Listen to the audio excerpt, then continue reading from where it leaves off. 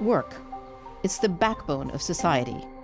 Across the world, everywhere, whether in farms, factories, or offices, work is essential for livelihoods and for economic and social development. In general, work environments should feel safe, and yet, workers still face risk all over the world. Organizations strive to keep their workers safe from physical and occupational dangers, but some risks are more challenging to tackle. A recent World Risk Poll report by Lloyd's Register Foundation looked specifically at the risk of violence and harassment at work and found some disturbing results. More than 1 in 5 people globally experience violence and harassment at work.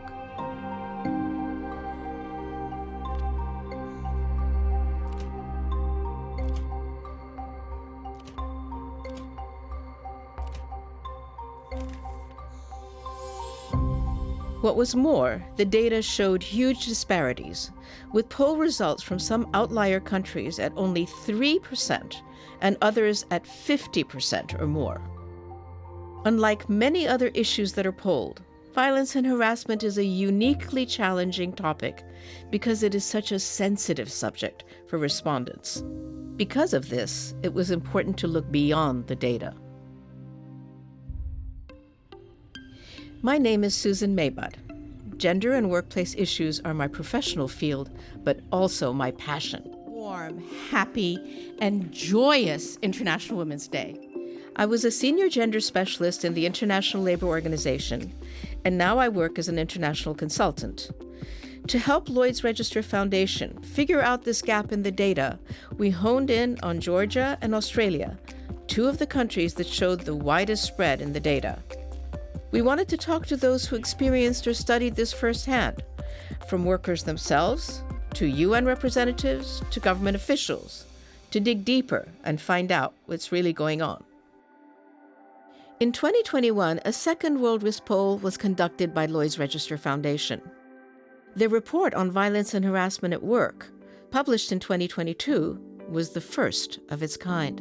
The data is starting to be used globally by governments, businesses, NGOs, and international bodies to inform workplace policies and actions. To do this, the Foundation partnered with Gallup, the premier analytics company that conducts anonymous polls across the globe. They commissioned Gallup on many topics, including this sensitive but important issue. So Lloyd's Register Foundation is a global safety charity with a mission to engineer a safer world. So really to understand at a granular level what the biggest issues are that affect people's safety day to day, we need to go out and ask them. So that's what we decided to do with the World Risk Poll, to ask people from their own perspective, what are the biggest issues that affect their safety, both what they perceive and what they experience day to day. So we designed the survey in partnership with Gallup in response to the International Labour Organization's Convention 190, which is the first kind of international convention that really sets out these clear and standardized definitions of what really constitutes violence and harassment in the workplace. To have a survey that's global, that consistently asks the same questions with the same definitions of violence and harassment in the workplace across 121 countries, that's a very new thing. One of the key things that came out from the survey, what the data told us actually, which was surprising, is that violence and harassment in the workplace is endemic. 1 in 5 people around the world suffer and are victims to some form of violence and harassment around the world. Psychological, physical, and sexual violence or harassment. That's over 743 million people in employment. I think what was surprising was actually the real range in reporting we saw between different countries. So up to 50% almost in some of the highest reporting countries, Australia, New Zealand, for example, up at that level. Whereas some countries we see down at only about 3% of people saying that they've experienced this. And yes, we expect there to be regional variations, but do we expect them to be that big? Probably not. So there's something going on there which needs to be investigated. According to the World Risk Poll, Australia and New Zealand had the highest level of workplace violence and harassment, whereas Georgia and the rest of the Central Asian sub-region had the lowest. The reasons behind these variations in responses needed to be explored. And to do that, I needed to know firsthand. The World Risk Poll spoke to individuals. Now for our investigation, we needed to speak to the institutions that could offer solutions for change, the key workplace stakeholders, the tripartite partners, the government, the employers, and the unions. Could they explain what was happening in the data? The first stop on this investigation, where only 3.6% of workers reported experiencing violence and harassment, was Georgia. Situated at the intersection of Europe and Asia, Georgia is a beautiful country that boasts everything from the towering Caucasus Mountains, Black Sea beaches, and ancient wine-growing regions. Georgia is a welcoming country with a population of 3.72 million. It is a new republic, but with an old culture. It has its own language and alphabet, as well as its own church and traditions. It is now classified as an upper-middle-income country by the World Bank. The country has a high education level with a literacy rate of almost 100% and a labor force participation rate of about 73% for men and 55% for women. It is also ranked as a country with low crime levels, and people generally feel safe. And so, do you feel okay working at night? Yes. It's my choice. More like we have transportations at night. მეტი 80% თითქმის მოძრაობის სამსახურში ქალები უმუშავდა. ეგ შევიწროვება ვინმეს მხრიდან და ეგეთ რაღაცა არ ყოფილა. ჩემთან პირადად არ ყოფილა. 27 წელიწადია ვმუშაობ და თითქმის არ მახსოვს, რომ პაციენტების მხრიდან აქ რაიმე შევიწროება და ის ყოფილიყო. After talking with some people on the job in Georgia, there was a need to better comprehend the population that had been polled and their understanding of violence and harassment at work. We asked IPM, Gallup's Georgian partner, to share with us their experience as surveyors in the front line of public opinion. They know firsthand how the data was gathered and the people it was gathered from. რაც იყო ცოტა ისეთი იყო ეს ძალადობაზე რაღაცნაირად ასე მგონია რომ ჩვენ არ გვიყვარს ზოგადად ესე პრობლემებზე ღიად საუბარი. მე ვფიქრობ, რომ ანუ შემიტყვია, რომ როცა კითხვა დამისვავს, ანუ თითქოს უნდათ, მაგრამ არ არის. აი ამ 3 წლის წინ გაცილებით უფრო ცოტა ისეთი დაძაბული მიმიკები ქონდათ და დაძაბული სიტუაცია. ანუ რაღაცა მიმიკებით იყვნენ დაძაბული. ანუ წელს შემიძლია ვთქვა, რომ ბევრად უფრო მოშვებული აქვს სახის მიმიკა.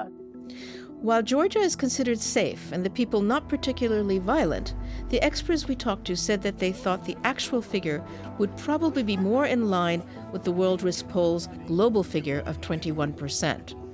We still needed to understand why the level of reporting in the workplace was so low at 3.6%.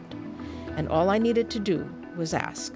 In your opinion, why was this figure so low? Why do you say this figure is so low? Why do you think the figure is so low in Georgia?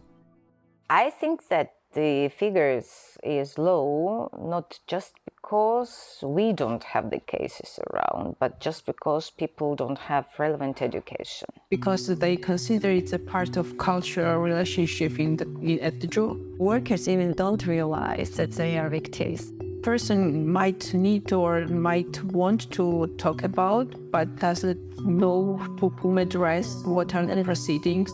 This is also maybe connected with so-called stigma. Yes, stigma as well, which is very strong here in Georgia. And fear that maybe they will be a victim of victims of victimization. It may be the fear of retaliation. The fear of losing jobs. People too afraid to lose their jobs. It was important to get a variety of perspectives on the issue. UN Women is a United Nations entity in Georgia. They conducted a survey themselves on our subject, but focused specifically on the Georgian civil service. In this survey, respondents reported experiencing a 30% rate of violence and harassment at work, much higher than the 3.6% national average. generally speaking, awareness about sexual harassment in Georgia is not that high still. Until 2019, we didn't have legislation about sexual harassment. So when you don't have anything in the legislation, it is super complicated to explain someone that this is not correct, this is something against law, and you should report. So it is kind of a matter of social changes, cultural changes, and it needs further training and further campaigns, because when we talk about sexual harassment, trying to explain people what is sexual harassment, we don't only try to interpret the regulation that stands in law. We try also to talk about social and psychological aspects of sexual harassment, because it's not a matter of legal dimension only. Underreporting was a crucial problem here on both violence and harassment at work. If victims are worried about reporting, then no one will ever know about these incidents. But what more could we learn about the institutional efforts being made in Georgia about this issue, the tripartite institutions that could make a difference? Since the subject of our conversation is harassment and sexual harassment specifically, we fulfill the functions of equality body, which is really very essential for this country, I can say.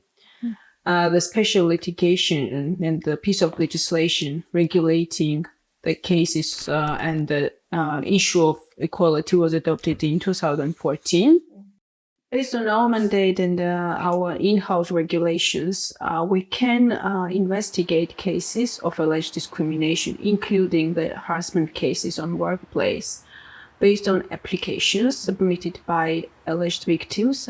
And we can do also this on our own initiative. It's quite strong power of the institution. From our cases, most of them, they're young ladies and young women. And sometimes, in most cases, unfortunately, they're harassed by their supervisors and managers. And especially, we can say the LGBTQI plus community are also very vulnerable to such kind of violence. To break this culture of silence in this country, we realize that the dealing and examining each and every case of such type of violations is really very essential. And what about the issues of workplace violence? Do they address cases on this as well? In general, when it comes to general violence, if there's a criminal type of violence, it doesn't covered by our mandate. It's the law enforcement who are dealing with such kind of, but it's a criminal conduct. Right. At the same time, we're very closely working with corporations and the companies and, of course, with the state institutions in order to help them to set up the special mechanisms. Even we created an online course about the promotion and prevention from sexual harassment on workplaces. And also the companies are really very open to cooperate and create such mechanisms inside the organization. So, step by step, we can say that there is some kind of small positive change. Making the change in government mandates and educating workers and companies is the way forward. Globally, more attention is being paid to violence and harassment in occupational safety and health. So we also asked the Labor Inspectorate about their actions. Only recently established, with labor reforms in place since 2021, it controls the effective enforcement of labor rights and safety norms in practice. შრომის ინსპექტორები გადიან პერიოდულ გადამზადებას იმისთვის, რომ ეფექტურად განახორციელონ ინსპექტირება, მათ შორის მოახდინოს სამუშაო ადგილზე შევიწროების პრევენცია, მათ შორის სექსუალური შევიწროების. როდესაც აღმოაჩენს, რომ არის დარღვევა სამუშაო ადგილზე, მათ შორის შრომით უფლებებთან დაკავშირებით თუ შრომის დისკრიმინაციასთან დაკავშირებით იყენებს სანქციის რამდენიმე სახეს, ჩვენ შეგვიძლია გამოვიყენოთ როგორც გაფრთხილება, ასევე დაჯარიმება და დისკრიმინაციის შემთხვევაში ჯარიმის სამმაგი ოდენობა. საქართველოს შრომის კოდექსში არსებობს ცალკე ნორმა, რომელიც ეხება ვიქტიმიზაციას იმ დასაქმებულთან მიმართებით, რომელმაც საჩივრით დისკრიმინაციისგან თავის დასაცავად მიმართა შესაბამის ორგანოს ან ითანამშრომლობა მასთან. შესაბამისად, ასეთ შემთხვევაში დასაქმებულისთვის არსებობს ცალკე გარანტიები და ეს ერთგვარი წამახალისებელიც კი არის, რომ მათ ხმამაღლა ისაუბრონ იმ პრობლემებზე, რომლებიც აწუხებთ სამუშაო ადგილზე. როგორც აღნიშნე 2021 წლის 1 იანვრიდან ამოქმედდა ჩვენი მანდატი. 2021-2022 წლის სტატისტიკას უკვე გადააჭარბა 2023 წლის პირველი 6 თვის სტატისტიკა მომართვიანობასთან დაკავშირებით. The next stop in Georgia was to speak to the workers and the employers. From strike 2 years ago, where we had strike for covering 100% of workers, it very rarely happens when it is so large scale. Georgia had time period when, because of neoliberal reforms, we don't have any kind of legislation and workers' rights protection at all at national level. It took us almost 15 years to have some real changes in legislation, and not only in legislation, but in the part of enforcement. Last year, we made a memorandum of strategic cooperation together with the Georgian Trade Unions Confederation. Of course, everyone knows that historically we are partners and constituents, but with this specific document, like I call it strategic memorandum together with the unions, we agreed upon specific things, and one of them, of course, is this better workplace. One thing that really stood out in speaking to all three partners was their commitment to awareness raising and training. After the collapse of the Soviet Union, you know that we have only approximately 30 years history for the private sector. It means that we are still in the process of learning or educating the companies and making different kind of activities in this direction. But I can say with pride that we managed quite a lot. And the best tool to enforce legislation is to have knowledge what kind of rights, obligations workers, employers have. That's why we are on a daily basis providing awareness-raising activities, trainings, seminars, workshops. But in Georgia, especially in the region, up to 40% of population don't have access to internet. That's why printing materials and face-to-face meetings still are very needed. I saw that there's a hotline that you have. ცხელი ხაზის დახმარებით მათ შეუძლიათ დარეკონ მიმართონ შრომის ინსპექციის სამსახურის დახმარებისთვის. ასევე მნიშვნელოვანია აღვნიშნოთ, რომ კონფიდენციალურობა არის დაცული მათი საჩივრების და მოითხოვონ, მათ აქვთ უფლება მოითხოვონ როგორც ინსპექტორების განხორციელება, ასევე ინფორმაციის მიწოდება სხვადასხვა შრომით უფლებებთან დაკავშირებით. I have to mention that we, through support of the ILO, translated and adapted a very good practical guidebook for employers for eliminating violence and harassment at the workplace. That includes practices from all over the world. J'ai le plaisir et l'honneur de vous annoncer le résultat du vote par appel nominal sur l'adoption de la Convention concernant l'élimination de la violence et du harcèlement dans le monde du travail. The ILO Violence and Harassment Convention 2019, or Convention 190 in short, is the first international treaty to address violence and harassment in the world of work. It was negotiated by governments and employer and worker organizations at the highest international level. Georgia's tripartite partners are working towards its ratification. This Convention 190 is very important for us because it covers not only formal workers, but informal workers as well. And we see that despite of our attempts to change something positively in favor of workers' rights, including in dimension of gender equality, we see that almost more than 40% of workers cannot enjoy even with those basic rights because they are working informally. And this proportion of female workers in informal workers is quite high.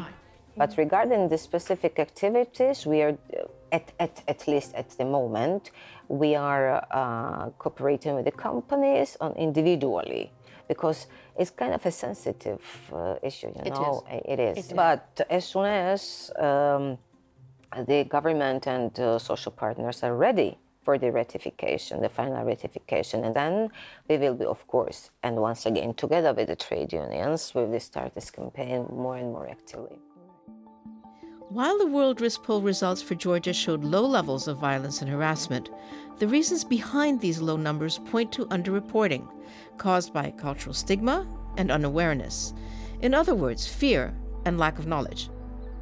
Nevertheless, organizations in Georgia are actively addressing these issues. Laws are being enacted, workplace policies are being defined, and initiatives like trainings and media campaigns are underway to educate the broader public. Seeking international guidance further demonstrates their commitment to change. Perhaps the number of those reporting experiencing violence and harassment at work will increase going forward. But this could be a good thing. While higher numbers being interpreted as positive may seem counterintuitive, this could actually be a sign of a growing awareness in Georgia, indicating that all of the hard work to tackle the issues is proving effective. The next stop on our journey, with the highest numbers in the World Risk Poll on violence and harassment at work, is Australia. I headed there to understand how and why this was happening in such a developed country, in order to see if these numbers were really an indication of an endemic problem there or something else. Australia is a fascinating country and covers the world's smallest continent. The country boasts diversity in its natural beauty and landscape, in its unique and captivating wildlife, and in its multi-ethnic population of 27 million. In Australia, the World Risk Poll is completely conducted by phone. Australians report experiencing very low levels of violent crime, but they do report high levels of mental health harm. And 1 in 2 persons polled reported experiencing workplace violence and harassment. Violence and harassment is a sensitive subject, and people and businesses are obviously reluctant or guarded speaking about it. But luckily, we were able to get the voices of some of the key influential people working on the issue. Why do you think the figure is that high in Australia? So those figures accord with the statistics that we have within Australia as well, and it's particularly around sexual harassment. So I guess over the last 5 years, our statistics cover people would respond around 33% have experience, and that's slightly higher for women if we break it down gender-wise. But if you extend it across a whole lifetime or a work history, then it's higher, and particularly for particular groups. So LGBTQI plus workers have a higher experience of sexual harassment, as do First Nations workers, and as do culturally and racially marginalised workers. So they're all more in the 50% rate. This reinforced what was discovered in the World Risk Poll. It revealed that some of those at high risk for violence and harassment at work are those who are already experiencing discrimination. Another at-risk group revealed was migrant workers. The workers who come to Australia very often who are working in the industries covered by United Workers, which also includes farm workers who come here on visas, as well as other types of workers who are here temporarily. And many of them come here in the hope of one day becoming a permanent resident. But during that period that they're here working on various types of visas, and sometimes they fall outside of their visas, they're incredibly vulnerable. The fact that Australians and New Zealanders as well have such high rates of reporting, I think actually demonstrates that comparatively to the rest of the world, we're probably on the right track. I think the other point in Australia is, say, using sexual harassment, for instance. Australia wasn't immune to the Me Too movement that occurred a while ago. A good example that really comes to my mind is a few years ago we had a former High Court judge and his legal associates, so the women that were working for him, made some allegations against him of sexual harassment and others. And the fact that these women felt comfortable and protected enough to raise these issues in a really public forum against a judge of literally the highest court in our land is a really good indication, I think, of our culture and the way that we're heading in this country. To get a better understanding of what was happening on a more intimate level, we explored a similar news story, this time in the healthcare field, which is notorious for having high rates of violence and harassment. Dr. Louise Stone, a general practitioner with a focus on mental health, recently published an article about a high-profile sexual harassment case, and we wanted to find out more. So in Australia, we had one specific case where there was a successful criminal case, and that's very rare, as I don't know whether it's around the world, but certainly in Australia. And the story of that case was a very high-profile, very senior professor and a very junior doctor, and he had drugged and sexually assaulted her, and she took the case to court and won. The interesting things for that case for me was that he pleaded guilty. And after he pleaded guilty, he produced all these testimonials saying what a wonderful man he was and how compassionate and caring he was to the court by his female colleagues. And I think there's a lot of that cognitive dissonance between a good person who does bad things, that people find it incredibly difficult to get their heads around, as the survivor does. One thing that you do also address is looking forward.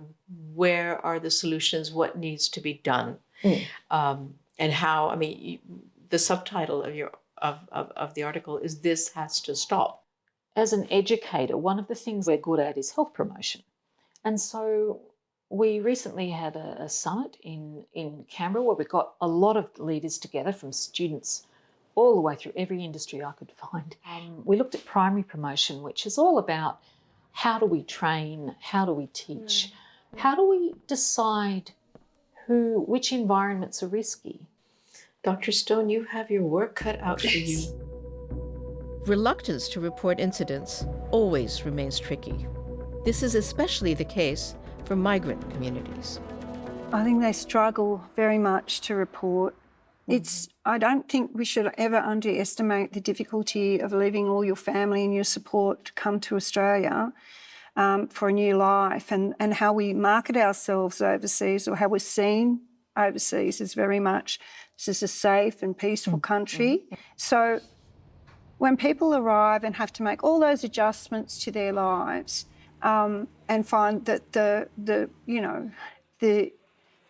the country as advertised is not their experience of when they arrive. There will be people who are being yelled at, working in unsafe conditions, facing physical threats, or know of people who have been threatened. And so that ends up being a thing that stops people reporting. So our statistics show that only 18% of people who have experienced it actually report it. And those who do report it, only roughly a third would say it was dealt with well by their employer. Right. Around a third say there's no action taken. And around a third say there was negative consequences from having reported it. So there's reasons why people legitimately don't want to report it. And that has led into changes to our laws. Australia had a landmark national inquiry that culminated in a Respect at Work report. And so that heard from thousands of women across Australia and men about their experience of violence in the workplace. And as a result of that, the Commission has developed 7 guidelines. 4 of them are preventative and 3 are about response. So that ensuring that the employers are properly prepared. So unless an employer is able to show how they comply with those 7 guidelines, then they'll be found wanting. They'll be found to have not complied with the positive duty. A striking example of this are the findings from the Australian mining sector, which were widely publicised, and with employers committed to taking action. You mentioned regulators. Would labour inspectors be looking for issues? Are they also in the front line of receiving? They are. So we've got a range of regulations. Some of it is work health and safety, and so that would be the labour. There's also an organisation called Fair Work, Australia Fair Work Ombudsman. They would also have a responsibility, and then now the Australian Human Rights Commission also has a compliance function. So I think we're definitely heading in the right direction. I think in the last few years, we're increasingly seeing more greater protections in our laws. So it's not just something that employers have to or may consider helping. By the law, they need to. So even this year, we've seen some legal changes introducing a positive duty on employers. So, but in addition to that, employers want to do the right thing. When they know better, they do better. It was all very encouraging. And even more encouraging was the fact that Australia has recently adopted the ILO Violence and Harassment Convention 190. So in terms of here, we're talking about the strength of our legal system, the strength of our protections. I think that's just a testament. We're already compliant with ILO Convention 190. So I think that was definitely a no-brainer for us to support. Excellent. As our time in Australia drew to an end, it became clear that the seemingly alarming rates of reporting to the World Risk Poll actually signal a positive shift. The Australian workforce is stepping up to address violence and harassment at work head-on, and institutional structures are evolving and adapting to meet this challenge. Global movements like Me Too, along with media coverage and high-profile cases, are fostering heightened awareness and intolerance towards such behaviors at work. This isn't just about statistics. It's about a collective determination to create safer, more respectful workplaces. Having finished our investigations in Georgia and Australia, I returned to London to meet with Lloyd's Register Foundation and Gallup to show Ed and Hanya the interviews and findings from the two countries. We hope to draw some important conclusions that could be relevant to the World Risk Poll. Well, it's consistent data collection, isn't it? It's one of the kind of most first and, fundamental things.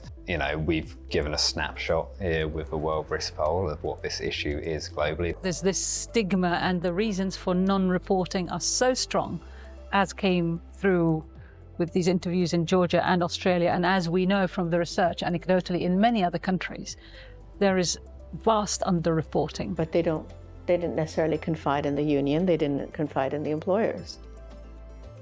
And that's where the difference will be made. The difference isn't made by them telling their family and friends. The difference is made through official reporting channels. If everything that we do that is positive in terms of awareness, legislation, sanctions, leads reporting upwards, leads those stats up, the numbers have to go up before they can come down. What's the point that we get to? What's the number of what is full reporting of experience before then actually start to get it down? The numbers are going up because this will deal with the backlog and the resentments and things that are there that we have to address. And hopefully then, things are going well, combined with training, etc., the numbers will start to come down.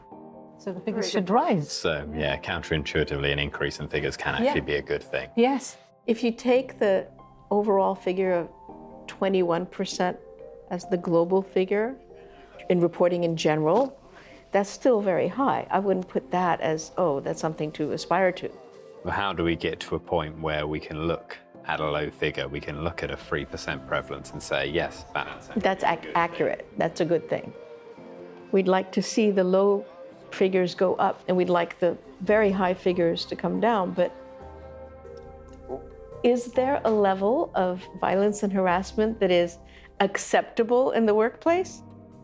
Well, no, absolutely not, obviously. Zero, it's a zero. That's the bottom line. It just is unacceptable that you go to work and you get harassed in any way, in any country, in any sector, ever. Yeah, I agree. I think the figures have to be reflective of the reality. So the figures will get worse before they get better, and they'll only get better if all these actions are put in place actively. It's been a humbling journey, and we've learned a lot. Eliminating violence and harassment at work isn't just aspirational. It's necessary for a fair and just society. Numbers are revealing, but the stories behind them are also important. I've met with dedicated experts with different professions and perspectives, all working on this same issue. Whether the poll numbers were high or low, our experts agree there is still so much work to be done. Eliminating violence and harassment at work and indeed in society as a whole, is a goal worth pursuing for a safer, more equitable, and productive future.